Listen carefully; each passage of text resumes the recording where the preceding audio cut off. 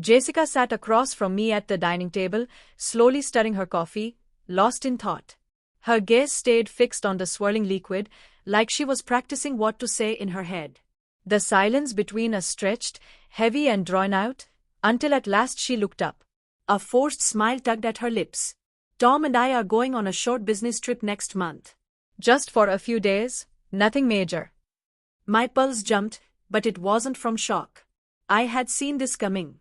The hints had been dropping for months, late-night texts, whispered phone calls, sudden disappearances she couldn't explain. Every clue had pointed to this moment. And now she was bold enough to speak it aloud like it was nothing. I didn't move. I sat back in my chair, letting her words hang in the air like smoke from a dying fire.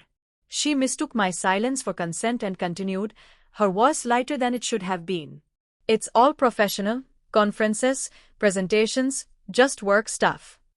Her laugh was thin and nervous as she tucked a piece of hair behind her ear, eyes darting away from mine. But I already knew the truth. I had seen the email, her name and his, one hotel room, king-size bed. This wasn't work, it was deceit dressed in business casual. And yet, I wasn't angry. Instead, a chilling calm washed over me. She thought I was in the dark. She was about to learn otherwise. I set my cup down deliberately, the sound sharp in the stillness. My voice sliced through the tension like a blade.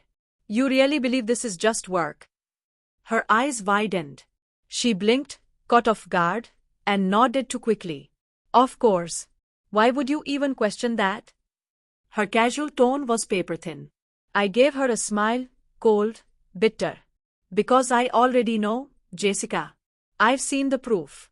And if you think I'm going to play the loyal husband while you sneak off with your coworker, you are sorely mistaken. Color drained from her face. Her spoon slipped from her fingers and clattered onto the table. You are wrong, she whispered, her voice shaking. Tom's just a colleague. A friend. That's all. But her eyes gave her away, nervous, guilty, avoiding mine. I picked up my phone and opened the screenshot. The glow of the screen lit up the damning email. Both names, one reservation, Ocean View Suite. I slid the phone across the table toward her. So explain this to me again, what kind of work are you doing? Her composure cracked completely. Tears welled up, her mouth opened and closed, searching for words. Finally, she shook her head. I didn't mean for it to happen. I just needed space. He understood. I laughed. Short, cold, and humorless. Space. You don't take a man to a private beach resort for space. You take him because you've already made your choice. The silence that followed was heavier than anything she'd said. For years, I had stood by her side. I had loved without conditions, trusted without reason, given without question. And this was my reward, a secret affair disguised as a work trip. She reached out across the table, desperation in her voice. Please, we can talk about this. I'll cancel everything. I'll end it with him. Right now. But the strange calm inside me only grew deeper. I pulled my hand away and stood. No, Jessica. This isn't something you stop. It's something you did. And you know what? That trip you planned. It's the perfect start to our divorce. She gasped. Divorce? No, don't say that. We built a life together. My look stopped her cold. I returned to the table with an envelope and placed it in front of her with quiet finality. Inside were divorce papers, prepared the moment I discovered the hotel confirmation. Sign them when you are ready, I said. She crumbled, tears streaming down her face, begging me to forgive her. But in that moment, I wasn't the man she had cheated on. I was the man reclaiming what was left of his pride. Over the following week, she tried everything. Long messages filled with regret, late-night voicemails crying apologies, even showing up at my office in full emotional collapse, mascara smudged and voice trembling. She called it the worst mistake of her life. But my answer never changed, silence. It wasn't revenge.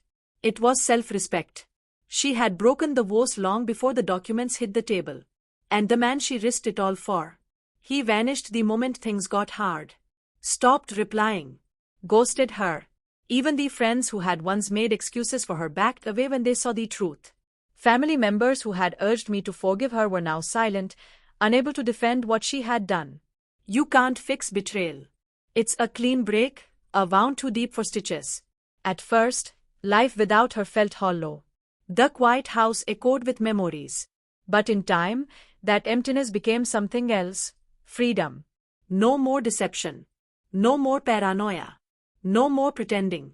And as the days turned to weeks, and the weeks into months, I realized something important. Her betrayal wasn't my loss.